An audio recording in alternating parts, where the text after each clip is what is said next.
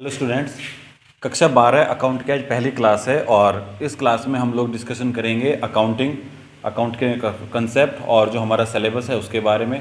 नया revise syllabus क्या है, पुराने सिलेबस में क्या था, कक्षा 11 के अकाउंट में आप लोग क्या क्या पढ़ चुके हैं और अब कक्षा 12 के अकाउंट में हम लोग क्या क्या चीज़ें पढ़ेंगे, इसके बारे में हम लोग डिस्कशन करेंगे। अभी तक कक्षा 11 के अकाउंट में आप अकाउंट की बेसिक चीज़ें पढ़ चुके हैं। अकाउंट की बेसिक चीज़ों में कक्षा 11 के अकाउंट में ओवरऑल जितनी भी डिस्कशन की गई है वो इंडिविजुअल अकाउंट के बारे में या सोल अकाउंटिंग के बारे में की गई है, मतलब एकल व्यापार के बारे में। अभी तक एकल व्यापार में आप लोगों ने पढ़ा कि किस तरीके से एक व्यक्ति व्यापार को शुरू करता है। व्यापार शुरू करने के बाद वो जितने भी उसमें कार्य करता है, खरीदने, बेचने, मैनेजमेंट करने और ये सारी चीज़ें करने के बाद एक फाइनेंशियल ईयर के बाद या एक ईयर के बाद जितना उसको लाभ या हानि होता है उसके अकाउंट हम लोग बनाते आए हैं इंडिविजुअल के, एकल व्यवसाय के रूप में। अब कक्षा 11 में हम लोग पढ़ चुके हैं जनरल एंट्रीज के बारे में। जनरल एंट्री कैसे करते हैं, कैसे सामान खरीदने की जनरल एंट्री होती है, कैसे सामान बेचने की जनरल एंट्री होती है, कैसे बिल ऑफ एक्सचेंज की एंट्री होती है, किस तरीके से वेतन या वेजेस या जितने भी एक्सपेंसेस हैं उनकी एंट्री होती है, डेप्रिसिएशन की एंट्री कैसे होती है। वो कक्षा 11 तक का सिलेबस था। अब बढ़ते हैं कक्षा 12 के सिलेबस में। कक्षा 12 में हम लोग इंडिविजुअल से आगे बढ़ते हैं। इसमें क्या होता है कि पहले एक व्यक्ति और उसके व्यापार का अध्ययन किया गया, अब होता है एक से ज़्यादा व्यक्ति। एक से ज़्यादा व्यक्ति का मतलब होता है जब एक व्यक्ति कोई कारोबार बिजनेस कर रहा है उसके साथ कुछ लोग और मिल जाएं, एक से ज़्यादा व्यक्ति अगर उसके साथ मिल जाएं। अब एक से ज़्यादा व्यक्ति मिलने के जो अंतर्गत होता है उसमें आते हैं दो चीज़ें, या तो वो होगा साझेदारी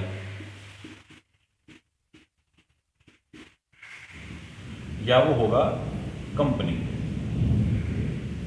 तो कक्षा 12 के सिलेबस में हम जिन चीज़ों का अध्ययन करेंगे या तो वो साझेदारी बिजनेस होगा या कंपनी बिजनेस होगा। कंपनी बिजनेस इसके बाद आगे आएगा। तो अभी हम डिस्कशन करते हैं पार्टनरशिप के बारे में। पार्टनरशिप क्या है और क्यों होती है, ये हमारा फर्स्ट टॉपिक है, फर्स्ट लेसन है। इसमें हम लोग जो डिस्कशन करेंगे वो पार्टनरशिप के बारे में पढ़ेंगे। पार्टनरशिप क्या है, ये क्यों होती है, इसके बारे में जिसका सामान्य परिचय है। हालांकि एज ए थ्योरी पहले भी आप इन चीज़ों को पढ़ चुके हैं, लेकिन फिर भी एक डिस्क्राइब में बताता हूँ। वर्तमान समय में जो हम व्यापार का स्वरूप देखते हैं यह प्रारंभ से ऐसा नहीं था, इसका क्रमिक विकास हुआ। पहले ये एकल व्यापार यानी कि सोल ट्रेड के रूप में हुआ। सोल ट्रेड का मतलब एक व्यक्ति व्यापार को अगर संचालित करता है तो वो एकल व्यापार कहलाता है। फिर एकल व्यापार की कुछ लिमिटेशन है, कुछ अच्छी खास बात भी हैं, कुछ नुकसान भी हैं, उनके बारे में हम लोग पढ़ चुके हैं और इस लेसन में भी थोड़ी बहुत चीज़ें हम पढ़ेंगे। एकल व्यापारी के पास एक तो पूंजी लिमिटेड होती है, मैनेजमेंट स्किल लिमिटेड होता है। एक व्यक्ति जितनी ही पूंजी लगा सकता है, लेकिन अगर वो 1+1 हो जाए तो हमारी पूंजी भी ज़्यादा हो जाएगी, मैनेजमेंट स्किल भी हम लोगों को मिल जाएगा, नंबर ऑफ पीपल्स हमारे पास ज़्यादा आ जाएंगे। तो दूसरी सीढ़ी जो कहलाती है वो कहलाती है साझेदारी। साझेदारी के बारे में सुनेंगे। साझेदारी की कुछ परिभाषाएं आपकी बुक के अकॉर्डिंग दी हुई हैं जो आप लोगों को नोट करनी चाहिए, आप लोगों के याद होनी चाहिए। साझेदारी, भारतीय साझेदारी अधिनियम 1932 की धारा 4 के अनुसार साझेदारी उन व्यक्तियों के बीच एक संबंध है जिन्होंने ऐसे व्यवसाय के लाभ को परस्पर बांटने का समझौता किया है जिससे वे सब चला रहे हैं या उन सब की ओर से उनमें से कोई एक चला रहा है। पार्टनरशिप का सबसे पहला फंडा ये होता है कि इसमें एक से अधिक व्यक्ति होते हैं, 1+1 या एंड सो ऑन। एक से अधिक व्यक्ति पार्टनरशिप में शामिल होते हैं, पहली बात तो ये है। दूसरी बात ये है कि इन सब का जो टारगेट है, मेन लक्ष्य जो होता है वो लाभ प्राप्त करना होता है। लाभ प्राप्त करने के उद्देश्य से जो व्यवसाय किया जाता है, जो काम किया जाता है, वो पार्टनरशिप कहलाती है, वो साझेदारी की जाती है। तीसरी बात ये होती है कि इनका जो व्यवसाय है वो वैध या लीगल व्यवसाय होना चाहिए। अगर दो या दो से अधिक व्यक्ति किसी गलत काम करने के लिए, सट्टा खेलने के लिए, जुआ खेलने के लिए, चोरी करने के लिए अगर पार्टनरशिप करते हैं, साझेदारी करते हैं, तो वो साझेदारी नहीं होगी। साझेदारी का जो एम होता है वो एक लीगल व्यवसाय करना होता है। प्रोफेसर मैकनाटन के अनुसार साझेदारी संगठन के प्रादुर्भाव में व्यवसायों में यही भावना है कि पूरक क्षमताओं तथा अधिक पूंजी एकत्र करने की सार्थकता का अधिक से अधिक लाभ उठाया जा सके। वही कंसेप्ट यहाँ को बताया गया है कि एक तो पूंजी ज़्यादा एकत्र करनी है और उसके बाद management skill, number of people ज़्यादा हो जाते हैं। तो ये हमारा थ्योरी का भी पोर्शन यहाँ से निकल करके आता है। साझेदारी क्या है, साझेदारी की विशेषताएं या लक्षण लिखिए। एक क्वेश्चन का जिसका आंसर है साझेदारी क्या है, साझेदारी की विशेषता या लक्षण लिखिए। ये आंसर जो एज ए थ्योरी है वो भी आपके सामने डिस्प्ले पर आएगा, उसको आप लोगों ने नोट करना है। साझेदारी की विशेषताएं जैसे भी बताया, 1+ मैक्सिमम, एक से अधिक व्यक्ति साझेदारी में होने चाहिए। 2 या 2 से अधिक व्यक्ति, साझेदारी तभी शुरू होगी जब एक एकल व्यक्ति के साथ एक व्यक्ति, कम से कम एक व्यक्ति और जुड़ जाएगा, यानी कि 2 या 2 से ज़्यादा व्यक्ति अगर किसी व्यवसाय को प्रारंभ करते हैं तो पार्टनरशिप कहलाएगी, तो साझेदारी कहलाएगी। भारतीय साझेदारी अधिनियम के अनुसार किसी समय विशेष में अधिकतम 100 तक हो सकती है, लेकिन एक जो स्टैंडर्ड फिगर होती है जो भारतीय साझेदारी अधिनियम में बताई गई है वो 50 लोगों की साझेदारी की कही गई है। लेकिन 50 लोगों की साझेदारी चलाना वैसे भी बहुत मुश्किल काम है। 50 लोग, 50 अलग अलग जगह से पूंजी और 50 लोगों का मैनेजमेंट करना बहुत कठिन हो जाता है। इसलिए नॉर्मली जो साझेदारी होती है 2, 3, 4, 5, 6, 7 इतने लोगों तक ही ज़्यादातर देखने को मिलती है। भारतीय साझेदारी की संख्या 20 तथा बैंकिंग व्यापार के लिए 10 निर्धारित की गई है। इस संख्या से अधिक होने पर फर्म अवैध घोषित हो जाती है। तो यहाँ हमें एक चीज़ देखने को पता लगी है कि वर्तमान में भारतीय साझेदारी अधिनियम 20 लोगों, और अगर वो बैंकिंग कारोबार कर रहे हैं तो 10 लोगों तक सीमित है। दूसरी इसमें बात कही है आपसी ठहराव, अनुबंध या समझौते का होना। पार्टनरशिप तभी वैध मानी जाएगी जब उन लोगों के बीच कोई अनुबंध, कोई डीड या कोई समझौता होगा। ऐसा नहीं है कि बिना समझौते के वो व्यापार कर लें। फिर इस तरीके से अगर बिना समझौते के व्यापार होगा तो कोई भी कभी भी स्किप कर सकता है, कुछ मनमुटाव हो सकता है। तो एक अनुबंध उन लोगों के बीच होना जरूरी है। व्यापार को लेकर के किसी ठहराव, अनुबंध या समझौते का होना आवश्यक तत्व है, परंतु लिखित समझौता भी हो सकता है और मौखिक भी हो सकता है। उन लोगों के बीच जितने भी ये व्यक्ति हैं जो साझेदारी को लेकर के चल रहे हैं, इन लोगों के मध्य एक समझौता होना चाहिए कि हम क्या व्यापार करेंगे, कैसे करेंगे, किस जगह पर करेंगे, इन सब चीज़ों के बारे में पहले से तय किया जाता है।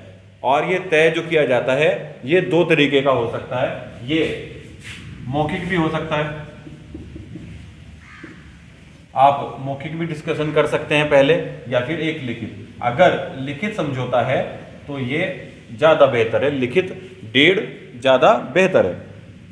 परंतु भविष्य में मतभेद हो, अभी ये जो बात आई है कि भविष्य में मतभेद ना हो, इसके लिए लिखित समझौता अगर कर लिया जाए तो वो बहुत बेहतर होता है।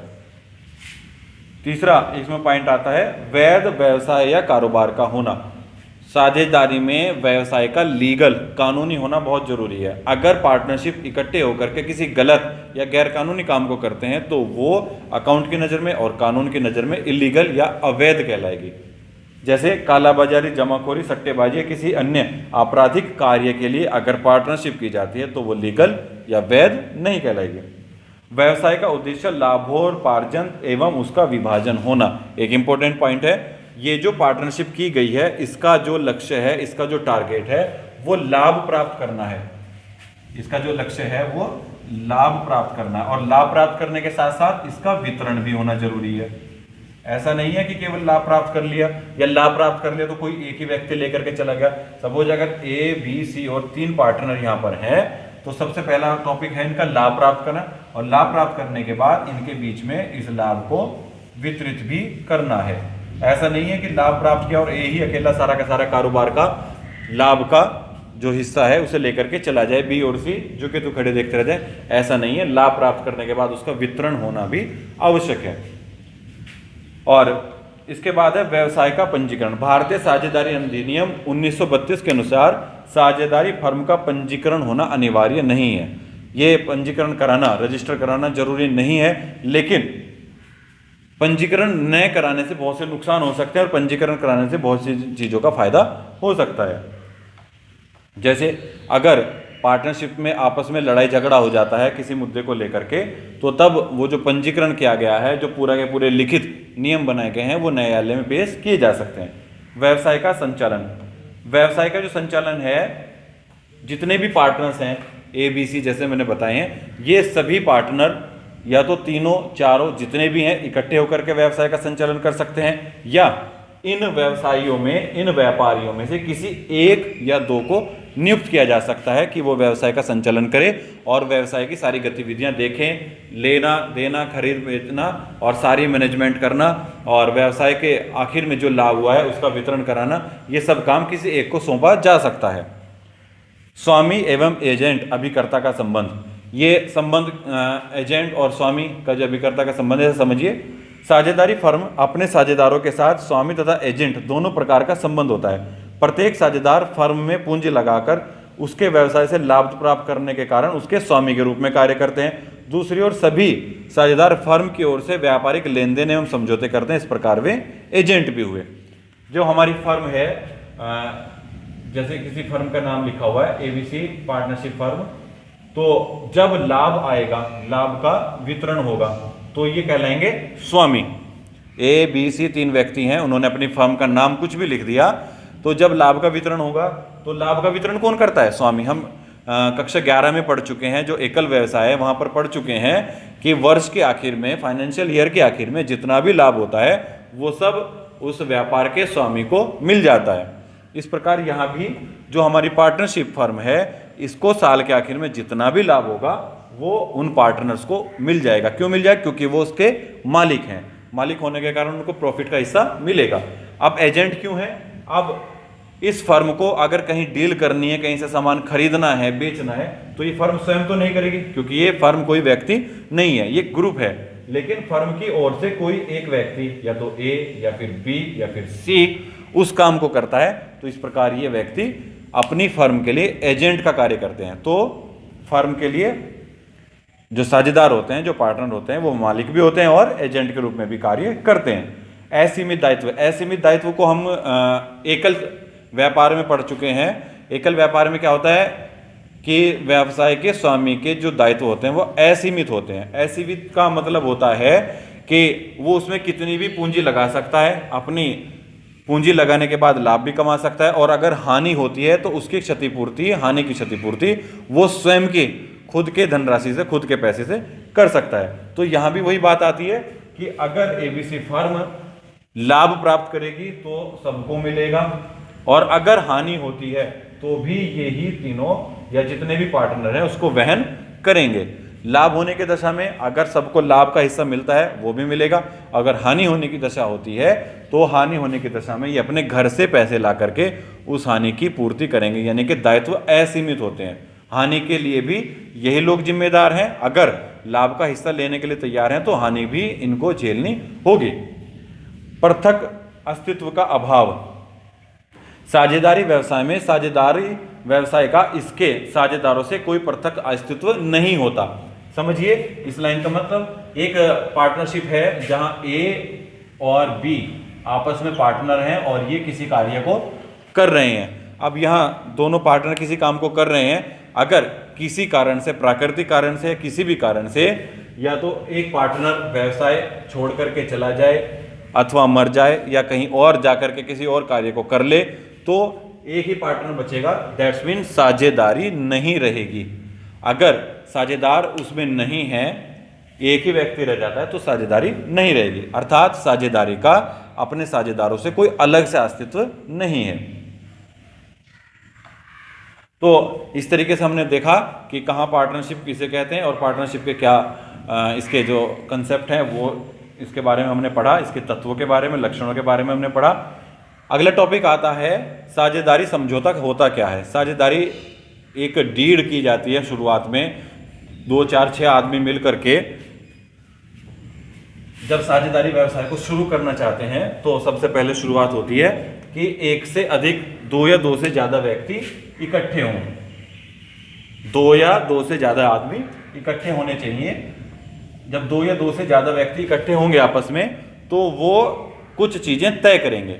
एक चीज़ प्रपोजल लेकर के आएगा इनमें से कोई भी 1-2 व्यक्ति, और कुछ प्रस्ताव पास किए जाएंगे, कुछ कंसेप्ट पास किए जाएंगे, कुछ चीज़ों पर डिस्कशन की जाएगी।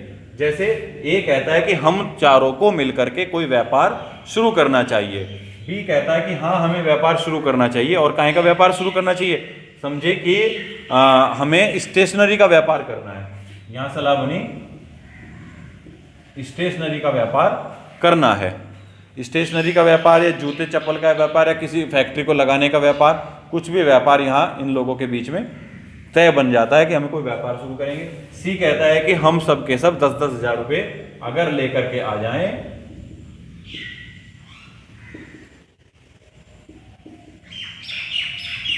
तो हम लोग अपनी एक फार्म, अपनी एक दुकान, अपना एक कारोबार शुरू कर देंगे। डी कहता है कि हम अपना कारोबार शुरू करेंगे और हम अपनी जो दुकान है वो मटिया महल में खोलेंगे, सहारनपुर में खोलेंगे या चिल्काना में खोलेंगे या किसी और कस्बे में अपनी दुकान को शुरू करना चाहते हैं। तो इस तरीके से एक नियमावली बनाई जाएगी, एक अनुबंध बनाया जाएगा, एक समझौता बनाया जाएगा जिसमें बहुत सी चीज़ों पर हम लोग डिस्कशन करेंगे। उसको कहते हैं साझेदारी संलेख। एक डीड बनाई जाती है,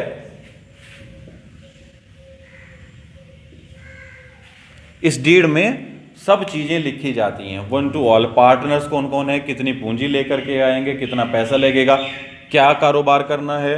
और ये जो चीज़ें हैं ये लिखित भी हो सकती हैं और मौखिक भी हो सकते हैं। जैसा पहले बताया, ये लिखित भी हो सकती हैं और मौखिक भी हो सकते हैं, लेकिन अगर लिखित हो तो ज़्यादा इनका फायदा है। अब इसमें क्या क्या चीज़ें लिखी जाती हैं? सबसे पहली चीज़ जो लिखी जाएगी, हमारी साझेदारी फर्म का नाम और पता।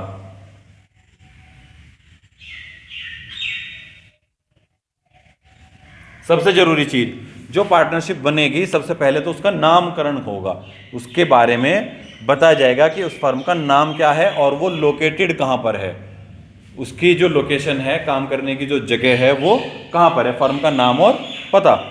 फर्म और नाम के पते के बाद साझेदारों के नाम और पते, उसके बाद आता है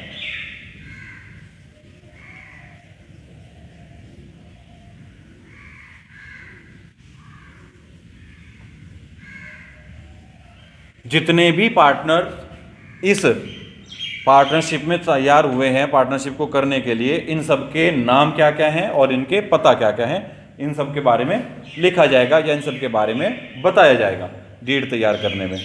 उसके बाद आता है साझेदारी व्यवसाय की प्रकृति।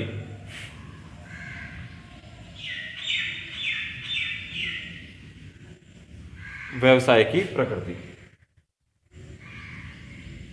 टाइप, नेचर ऑफ बिजनेस, हम जो बिजनेस करने वाले हैं उसके बारे में बताया जाएगा कि क्या व्यवसाय शुरू कर रहे हैं। वो जूतों का व्यवसाय शुरू कर रहे हैं, स्टेशनरी का कर रहे हैं, किसी वस्तु के प्रोडक्शन का कर रहे हैं, साबुन बनाने की फैक्ट्री खोल रहे हैं, पेन बनाने की फैक्ट्री खोल रहे हैं, जो भी व्यवसाय शुरू करने जा रहे हैं उसके बारे में बताया जाएगा, लिखा जाएगा कि व्यवसाय की प्रकृति क्या है, और ये सब चीज़ें तय करेंगे। जो डीड बन रही है उसके अंतर्गत, उस डीड के अंतर्गत ये सब चीजें लिखी जा रही हैं या बताई जा रही हैं। उसके बाद आता है साझेदारों की पूंजी व प्रकृति। अब साझेदारी तब ही शुरू मानी जाएगी जब उसमें कुछ पैसा इन्वॉल्व होगा। अब तक जो काम चल रहा है ये सब मैनेजमेंट का काम चल रहा है, ये सब है प्रबंधन, अभी तक मैनेजमेंट का काम चल रहा है, पैसे का लेन देन का कोई काम अभी तक नहीं हुआ, यानी कि अकाउंटेंसी शुरू नहीं हुई, अभी तक मैनेजमेंट चल रहा है। अकाउंट का काम शुरू होता है जब रुपए का लेन देन शुरू हो जाएगा। जैसे ही कैश, रुपया, धनराशि इन्वॉल्व हो जाएगी, दैट्स मीन अकाउंटिंग का काम शुरू हो गया है, अभी तक मैनेजमेंट का काम चल रहा है। इसके बाद नेक्स्ट टॉपिक आता है कि पूंजी कितनी आएगी, पूंजी की प्रकृति क्या होगी, कितनी पूंजी लेकर के कौन साझेदार आता है। कैपिटल एक मोस्ट इंपोर्टेंट है। अगर कोई भी व्यापार शुरू करना है तो व्यापार की शुरुआत के लिए पैसा चाहिए ही चाहिए।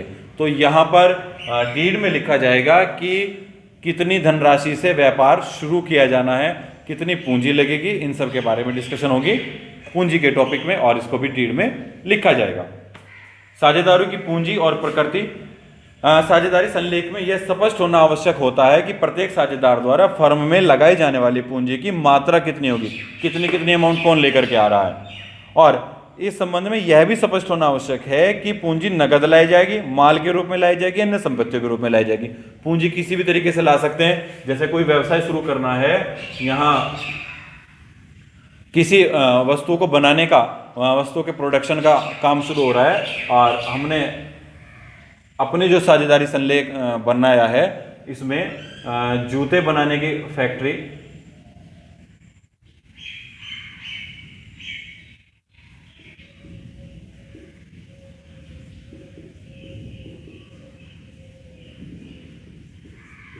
जो साझेदारी शुरू की है इन लोगों ने, अब ये जूते खरीदेंगे और किसी दूसरी जगह ला करके बेचेंगे। अब एक व्यक्ति पैसे ले आया, दूसरा भी पैसे ले आया, लेकिन तीसरे व्यक्ति ने कहा है कि मेरे पास पैसे तो है नहीं, लेकिन पिछले कुछ समय पहले स्टॉक में कहीं से मिल गए होंगे, इसके पास 200 जोड़ी जूते हैं, जिसका ये कारोबार कर रहे हैं, वो चीज इसके पास है। इसका मतलब ये हुआ कि ये माल लेकर के आया है, स्टॉक लेकर के आया है। ये पहले से ही हमें खरीदने की जरूरत कम पड़ेगी, क्योंकि पहले से ही ये कुछ सामान ले आया है। ये कैश नहीं लाया, इसके पास कैश है भी नहीं, वो हो सकता है डीड में कहता होता है। फिर उसके बाद डी कहता है कि कैश तो मेरे पास भी नहीं है, लेकिन हाँ सामान को लाने ले जाने के लिए मैं कुछ और चीज, एक गाड़ी लेकर के आया है ये। तो इस तरीके से कहने की बात यह है कि साझेदारी संलेख में ही इस चीज का उल्लेख होगा कि कौन कितनी पूंजी लेकर के आएगा। पूंजी अलग अलग रूपों में हो सकती है। पूंजी कैश के रूप में हो सकती है, पूंजी माल के रूप में हो सकती है, पूंजी किसी एसेट्स के रूप में हो सकती है, किसी भी फॉर्मेट में पूंजी हो सकती है जिससे व्यापार शुरू किया जाना है। तो इस तरीके से हम यहाँ देखते हैं कि शुरुआत में साझेदार अपनी पूंजी के बारे में यहाँ बताएंगे।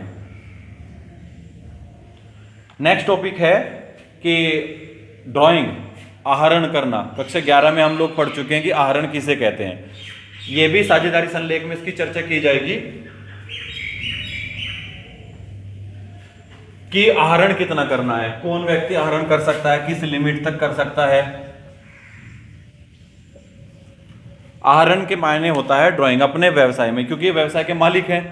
जो व्यवसाय को शुरू कर रहा है वो व्यवसाय का मालिक होता है, चाहे वो एकल व्यवसाय है चाहे वो साझेदारी है। अब मालिकों के ऊपर डिपेंड होता है कि वो अपने डेली खर्चे के लिए या मासिक खर्चे के लिए कुछ भी व्यापार से लेने का उनको हक होता है, तभी तो वो मालिक बने हैं। तो आहरण कौन व्यक्ति कितना कर सकता है, इन सब चीज़ों की चर्चा जो पार्टनरशिप डीड है जो शुरुआत में बनेगी उसमें इसके बारे में चर्चा होती है। नेक्स्ट टॉपिक होता है पूंजी एवं आहरण पर ब्याज। यहाँ दो चीज़ें शामिल हुई हैं। पूंजी तो हमने इन्वेस्ट किया है, पैसा लगाया है। आहरण हमने उसमें से अपने खर्चे के लिए निकाल लिया है। अब इन दोनों पर क्या ब्याज लगना चाहिए या नहीं। अगर पूंजी पर ब्याज लगता है तो साझेदारी के लिए तो खर्च है, लेकिन पार्टनरशिप के लिए वो इनकम है। समझे? देखिए ये पार्टनरशिप चल रही है यहाँ पर एक फर्म की, जिसका नाम हम रखते हैं अल्फा फर्म, जिसमें 4 लोग साझेदार हैं। अब पूंजी इन्होंने लगाई है, पूंजी लगा करके एक फर्म तैयार कर दी है। अब फर्म अलग हो गई है, फर्म का एक अपना पृथक अस्तित्व बन गया है इन चारों व्यक्तियों से। इन 4 से मिलकर के एक चीज बनी है। अब पूंजी लगाई है इन चारों ने और दी किसको? अल्फा फर्म को। अल्फा फर्म के पास कैश आ गया है पूंजी के रूप में या माल के रूप में या एसेट्स के रूप में। अब पूंजी लगाने के बाद अगर पूंजी पर ब्याज लगता है तो इन इंडिविजुअल के लिए वो सोर्स ऑफ इनकम है, पूंजी पर ब्याज इनकी आय, लेकिन अल्फा फर्म के लिए वो एक खर्च है। ऐसे ही आहरण अगर करते हैं तो ये ABCD, अगर ये आहरण करते हैं तो वहां से भी ये कमा रहे हैं, यानी कि ले रहे हैं, फर्म से ले रहे हैं। लेकिन अगर आहरण पर ब्याज इनको देना पड़ता है तो वो फर्म के लिए एक सोर्स ऑफ इनकम बनता है। तो इन सब चीजों की चर्चा भी कि पूंजी पर ब्याज अगर देना है तो कितना देना है, आहरण पर ब्याज अगर लेना है तो कितना लेना है, इन चीजों की चर्चा की जाती है। नेक्स्ट इसमें टॉपिक है कि अकाउंट जो खाते हैं वो किस तरीके से रखे जाएंगे। खाते रखने के 2 तरीके हैं, या तो कैपिटल को फिक्स रखा जाए या कैपिटल को फ्लक्चुएट रखा जाए। अगर कैपिटल पूंजी अकाउंट को फिक्स रखते हैं, आपने कक्षा 11 में पढ़ा होगा, मैं थोड़ी सी विवरण दे दूं वहां पर आपको। जब कक्षा 11 में हम लोग पढ़ रहे थे अकाउंटिंग के बारे में, तो सबसे पहले जनरल एंट्री होती थी, उसके बाद लेजर में उन खातों की पोस्टिंग होती थी और उसके बाद हम बनाते थे ट्रायल बैलेंस, तलपट जिसको कहते हैं। तलपट बनाने के बाद जो मेन फाइनेंशियल अकाउंट वर्ष के आखिर में बनते थे वो ट्रेडिंग एंड PL अकाउंट बनता था।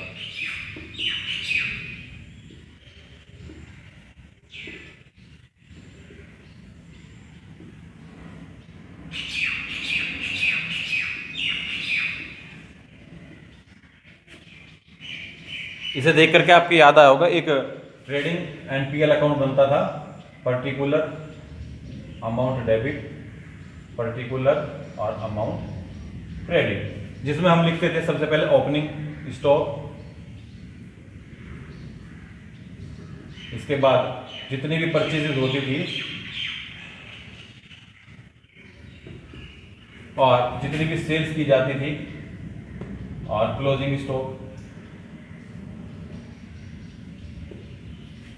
जितने डायरेक्ट एक्सपेंसेस होते थे यानी जो फैक्ट्री में किए जाने वाले खर्चे हैं डायरेक्ट एक्सपेंसेस, वो सब आते थे ट्रेडिंग में।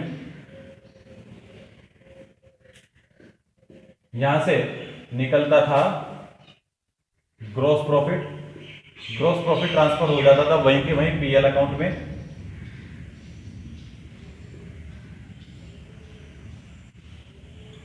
और उसके बाद जितने भी इनडायरेक्ट एक्सपेंसेस वो सब आते थे पीएल अकाउंट में, प्रॉफिट एंड लॉस अकाउंट में वो सब चीजें आया करती थी। यहां से हम लोगों को प्राप्त होता था नेट प्रॉफिट।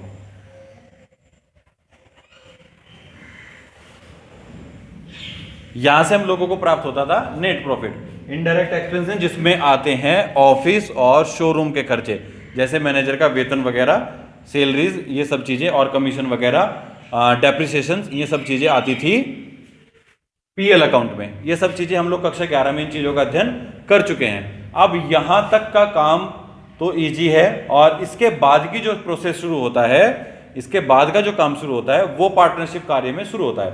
नेट प्रॉफिट पहले बताते थे, बैलेंस शीट बनाते थे जब, तो ये नेट प्रॉफिट जितना भी लाभ होता था ये सब कैपिटल में, लायबिलिटीज में जाकर के कैपिटल में ऐड कर दिया जाता था। अब भी वही काम करना है लेकिन कुछ अलग तरीके से। पार्टनर्स को भी वही सब चीजें देंगे हम, जो लास्ट में लाभ होता है ये भी सब का सब पार्टनर को दिया जाएगा लेकिन थोड़ा अलग तरीके में। अभी इसके बाद इस टॉपिक पर भी हम आएंगे कि इस नेट प्रॉफिट से हम कैसे इसका वितरण इन लोगों में करेंगे। इंडिविजुअल में क्या होता था कि ये सब चीजें तो बनती ही बनती थी, पार्टनरशिप में भी ये सब चीजें बनेंगी ही बनेंगी।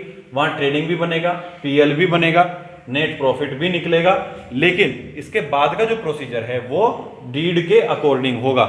यानी जो हमारी पार्टनरशिप डीड बनी है उसके अनुसार इस धनराशि का, इस नेट प्रॉफिट का वितरण किया जाएगा। कैसे किया जाएगा अभी आगे देखते हैं। नेक्स्ट टॉपिक बताया है हमने पूंजी खाते। पूंजी खाते कैसे रखेंगे, फिक्स या फ्लक्चुएट, उसके बारे में अब हम डिस्कशन करने वाले हैं। लेकिन उससे पहले एक इंपॉर्टेंट टॉपिक यहां पर रहता है कि जो लाभ होगा वर्ष के आखिर में, जो प्रॉफिट होगा वो इन चारों में कैसे बटेगा, इसके बारे में भी साझेदारी संलेख डीड में पहले ही उल्लेख किया जाना जरूरी है।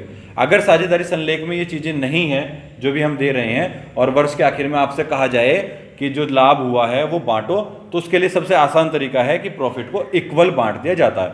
अगर साझेदारी संलेख में वितरण का, प्रॉफिट वितरण का कोई चर्चा नहीं है तो बहुत आसान काम रह जाता है। जितना भी लाभ बचता है, नेट प्रॉफिट बचता है, वो सबको इक्वल शेयर उनको दे दिया जाता है।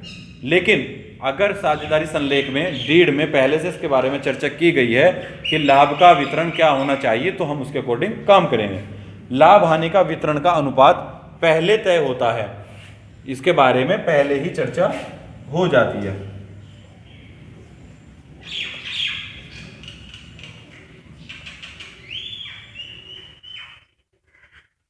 प्रॉफिट एंड लॉस डिस्ट्रीब्यूशन किस अनुपात में होगा, इसकी डिस्कशन पहले ही की जाती है।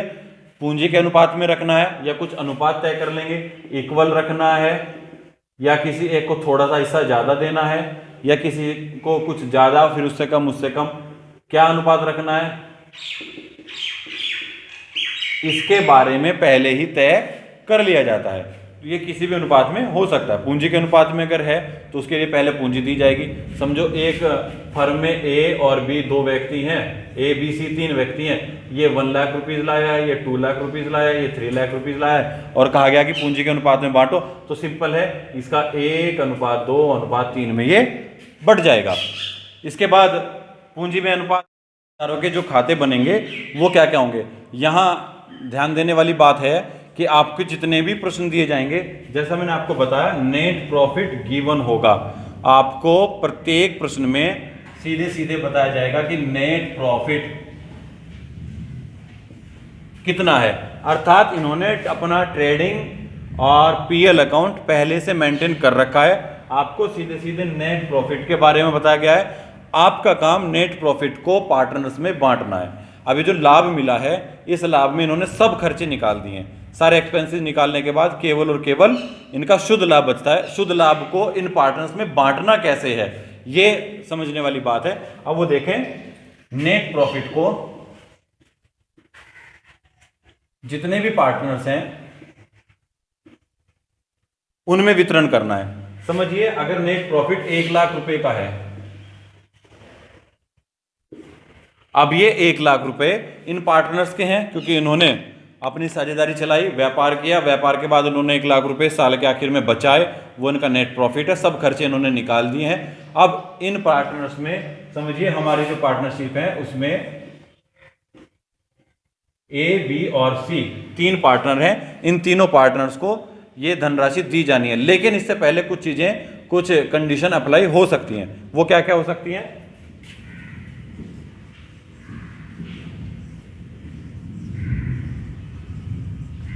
सैलरी ऑफ पार्टनर्स, ये भी तय हो सकता है कि इन पार्टनर्स में कुछ व्यक्ति काम करने वाले हों, ज्यादा काम करने वाले हों, उनके बारे में तय हो जाए कि आपको सैलरी मिलेगी, है वो लाभ का हिस्सा। नेट प्रॉफिट हमको साझेदारों में ही बांटना है, वो किसी भी रूप में बढ़ सकता है, वो सैलरी ऑफ पार्टनर्स के रूप में भी हो सकता है। ध्यान देंगे, हम किसी भी पार्टनर को, 1 को, 2 को या तीनों को सैलरी दे सकते हैं, है इन्हीं की, लेकिन उसके फॉर्म अलग अलग हैं, उसके फॉर्मेट अलग अलग हैं। सीधे सीधे ना बांट करके उसको पहले कुछ हिस्सों में बांटा जा रहा है। ठीक है, सैलरी होने आने के बाद अगली बात हो सकती है कि कमीशन दिया जा रहा हो। इन साझेदारों को कुछ धनराशि कमीशन के रूप में दी जा रही हो। अगर साझेदारों ने पूंजी लगाई है और पार्टनरशिप डीड में पहले से इसके बारे में चर्चा है कि पूंजी पर ब्याज मिलेगा, पूंजी पर ब्याज मिलना है, तो इंटरेस्ट ऑन कैपिटल,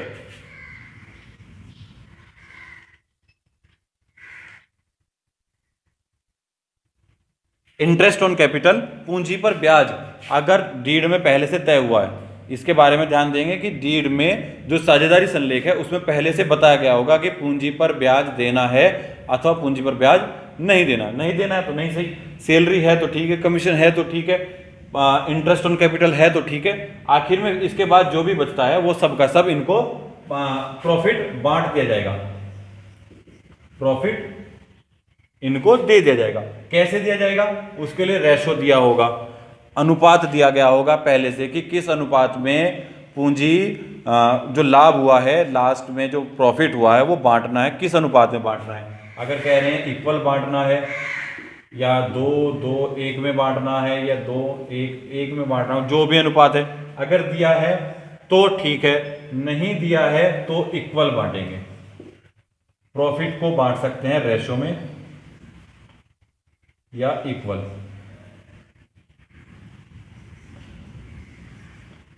या तो रेशो में बांट सकते हैं या इक्वल बांट सकते हैं। तो यहां पर जो नेट प्रॉफिट हुआ है उस नेट प्रॉफिट को हम सीधे सीधे बैलेंस शीट में न ले जाकर, इससे पहले हम लोग कैपिटल अकाउंट में न ले जाकर, उससे पहले हम एक और अकाउंट बनाते हैं जिसमें इस वितरण को कर सकें।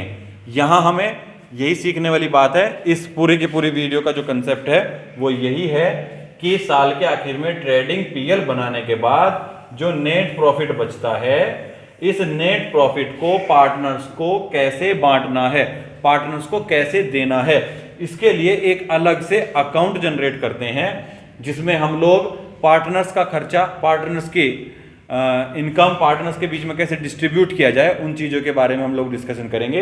ये ही वो अकाउंट है जिसके बारे में हम लोगों को पढ़ना और सीखना है, और इस खाते का नाम है PL appropriation account, PL adjustment account, PL distribution account इसके नाम हो सकते हैं। अर्थात प्रॉफिट को कैसे डिस्ट्रीब्यूट किया जाए, इन पार्टनर्स के बीच में प्राप्त प्रॉफिट को कैसे बांटें, किस अनुपात में बांटें, क्या क्या नाम लेकर के बांटें, इक्वल बांटें कि रेशो में बांटें, क्या किसी की सैलरी है, क्या किसी का कमीशन है, क्या इंटरेस्ट ऑन कैपिटल है, किस तरीके से इस प्रॉफिट को हम लोग डिस्ट्रीब्यूट करेंगे।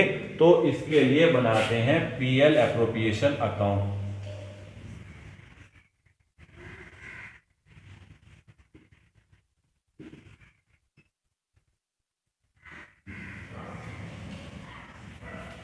आज के इस कंसेप्ट में हम लोगों को जो चीज़ सीखनी है वो सीखनी है पीएल एप्रोप्रिएशन अकाउंट कैसे बनाना है। पीएल एप्रोप्रिएशन अकाउंट बनाने के ही संबंधित आपको प्रश्न पूछे जाएंगे इस पूरे के पूरे लेसन में। अगर सबसे इंपॉर्टेंट कोई चीज़ है तो वो पीएल एप्रोप्रिएशन अकाउंट है। इसी तरीके से बनाना है जिस तरीके से हम लोगों ने सीखा हुआ trading account, PL account. PL account जैसा ही है, सब खर्चे इसमें आनी है, इनकम इसमें दिखाई जाएगी। केवल इसका नाम पीएल एप्रोप्रिएशन बना दिया गया है। इसे पीएल एडजस्टमेंट भी कह सकते हैं, पीएल डिस्ट्रीब्यूशन भी कह सकते हैं। यानी कि जितना नेट प्रॉफिट बचा है वो सब का सब हम लोगों को पार्टनर्स को देना है। पार्टनर्स को देंगे कैसे वो चीजें समझेंगे। सबसे ऊपर लिखेंगे पीएल एप्रोप्रिएशन अकाउंट, वही हेड होंगे इसके जो कहती हूं, जैसे कि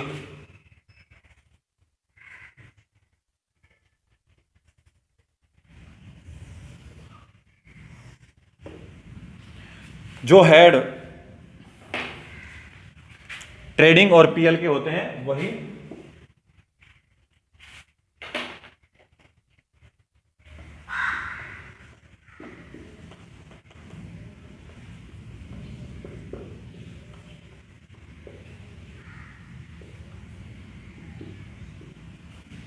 जैसे ट्रेडिंग का ग्रॉस प्रॉफिट डेबिट से उतर करके क्रेडिट में चला जाता है पीएल के अकाउंट के, ऐसे ही पीएल का जो नेट प्रॉफिट है वो वहां डेबिट से ब्रॉट डाउन हो जाएगा हमारे पीएल एप्रोप्रिएशन अकाउंट में by net profit. Net profit brought down, समझे। यहां 1 लाख रुपए नेट प्रॉफिट था और वो नेट प्रॉफिट 1 लाख रुपए उतर करके कहां गया, पीएल एप्रोप्रिएशन के क्रेडिट में आ गया। अब हम पढ़ेंगे प्रश्न को पढ़ेंगे, उनकी जो पार्टनरशिप डीड है उसको पढ़ेंगे और एक एक चीज नोट करेंगे। क्या किसी पार्टनर को वेतन दिया गया? देखें, वेतन सैलरी दो जगह आती है, सैलरी दो जगह आती है। एक आती है पीएल में, लेकिन ये सैलरी ऑफ पार्टनर, ये तो मालिक हैं और इन्हीं को सैलरी मिल रही है। और वहां जो पीएल में जो सैलरी जाएगी इस सैलरी से अलग है। वहां जो सैलरी मिल रही है वो इनके कर्मचारियों को, इनके मैनेजर को, इनके ऑफिस में काम करने वाले व्यक्तियों को, उन लोगों को मिल रही है। क्योंकि ये लोग मालिक हैं, ए, बी और सी आपस में मालिक हैं, तो इनकी जो सैलरी है वो इनके प्रॉफिट का ही हिस्सा है। इसलिए किसी भी पार्टनर की सैलरी इनके पीएल में नहीं जाती, वहां इनके कर्मचारियों की सैलरी जाएगी। इनकी सैलरी देने के लिए इनके लाभ का हिस्सा ही इनकी सैलरी है। भाई देखो, साल के आखिर में इन पार्टनर्स को 1 लाख रुपए का लाभ हुआ है।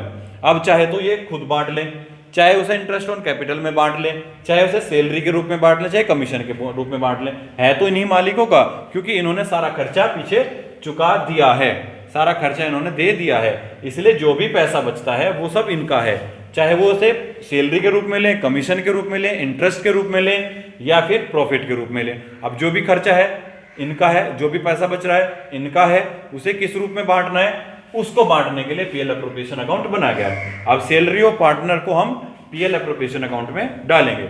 जैसा कि आपको पता है जितने भी हमारे खर्चे होते हैं, चाहे वो सैलरी है, चाहे वो कमीशन है और चाहे वो इंटरेस्ट का पेमेंट होता है, ये सब जो नॉमिनल अकाउंट होते हैं, जितने भी खर्चों के अकाउंट होते हैं, ये सब डेबिट होते हैं, कैश के डेबिट होते हैं या फिर संबंधित के कैपिटल के डेबिट होते हैं। लेकिन यहाँ चूंकि इन मालिकों को कैश के रूप में कोई खर्चा नहीं मिल रहा है, अभी तो उनकी कैपिटल में ऐड हो रहा है, तो salary account of partner debit to क्या, इनकी पर्सनल कैपिटल अकाउंट होगा, यानी कि कैश अकाउंट क्रेडिट में नहीं होगा। यहाँ ध्यान देने वाली बात है, दोबारा बता रहे हैं, सैलरी खर्च है फर्म के लिए और खर्च होने के नाते ये हमारे डेबिट साइड में जाता है, सैलरी ऑफ पार्टनर्स। अब इन्होंने सैलरी अगर तय कर रखी है, ए बी सी को कितनी कितनी सैलरी मिलेगी, हो सकता है किसी को मिल रही हो, किसी को ना मिल रही हो, किसी को मिल रही हो, तो वो अलग अलग प्रश्न में दी गई होगी वो सब चीजें। सैलरी कितनी है, कमीशन हो सकता है कमीशन किसी एक को मिल रहा हो, कमीशन ऑफ ए या बी या सी, या किसी एक का हो या किसी दो का हो या तीनों का हो सकता है, वो लिखा जाएगा। उसके बाद नेक्स्ट आता है, अगर इंटरेस्ट ऑन कैपिटल भी है, पूंजी पर ब्याज भी है, तो फर्म के लिए वो एक्सपेंसेस है, तो फर्म के लिए एक्सपेंसेस होने के कारण वो भी टू इंटरेस्ट ऑन कैपिटल, वो सबको मिलता है या किसी एक को मिलता है, वो भी प्रश्न में दिया गया होगा, पार्टनरशिप डीड में दिया गया होगा। उसके बाद आता है प्रॉफिट का वितरण। यहां हम देखते हैं कि कुल 1 लाख रुपए हम लोगों को बांटने हैं, जिसमें से कुछ हमने सैलरी में बांट दिए, कुछ हमने कमीशन में बांट दिए, कुछ हमने इंटरेस्ट में बांट दिए। जो बचते हैं वो प्रॉफिट के रूप में मिलेंगे। और प्रॉफिट के रूप में किस तरीके से मिलेंगे? उनके कैपिटल अकाउंट में जाएंगे, उनके कैपिटल अकाउंट में वो चीजें ट्रांसफर हो जाएंगी। कैपिटल अकाउंट में क्यों? क्योंकि नेट प्रॉफिट जब हमने इंडिविजुअल अकाउंट पढ़े थे तो उसमें भी हमने देखा था कि जितना भी नेट प्रॉफिट होता है वो नेट प्रॉफिट बैलेंस शीट में जाकर के कैपिटल में जुड़ जाता था। तो यहां भी to net profit transfer to partners capital account, to net profit transfer to capital account. A की कैपिटल में, बी की कैपिटल में, सी की कैपिटल में। ए को कितना हिस्सा मिल रहा है, बी को कितना मिल रहा है, सी को कितना मिल रहा है, या तो रेशो दिया हुआ होगा। अगर रेशो नहीं दिया हुआ है तो ये इक्वल इनको दे दिया जाएगा। सपोज 1 लाख रुपए इनके पास नेट प्रॉफिट था, जिसमें से 30,000 रुपए इन्होंने सैलरी दे दी, 10,000 कमीशन दे दिया, कुछ कैपिटल ऑफ इंटरेस्ट दे दिया, 5-5, 10,000 जितना भी है, जो बची हुई अमाउंट है वो इनको बांट दी जाएगी। इंटरेस्ट ऑन कैपिटल इनके कैपिटल अकाउंट में, net profit transfer to capital account में भेज दिया जाएगा। ये बनता है हमारा पीएल एप्रोप्रिएशन अकाउंट, जो कि पहले चैप्टर में, पहली एक्सरसाइज में पहला साझेदारी का परिचय, इसके अंतर्गत जो चीज हमारी न्यूमेरिकल में आती है वो पीएल एप्रोप्रिएशन अकाउंट आता है। इसके बारे में पढ़ेंगे। जैसे ही एक बार पीएल एप्रोप्रिएशन अकाउंट बन जाता है, मोस्ट इंपोर्टेंट अकाउंट बन जाता है, उसके बाद आसान सा काम हमारे पास रहता है कैपिटल अकाउंट जनरेट करने का। बना रहे हैं यहाँ कैपिटल अकाउंट है, ये क्रेडिट में है, तो क्रेडिट में जाकर के क्या लिखेंगे? By cash. ये आया है बाय कैश। कितने कितने पैसे लगाए हैं इन्होंने?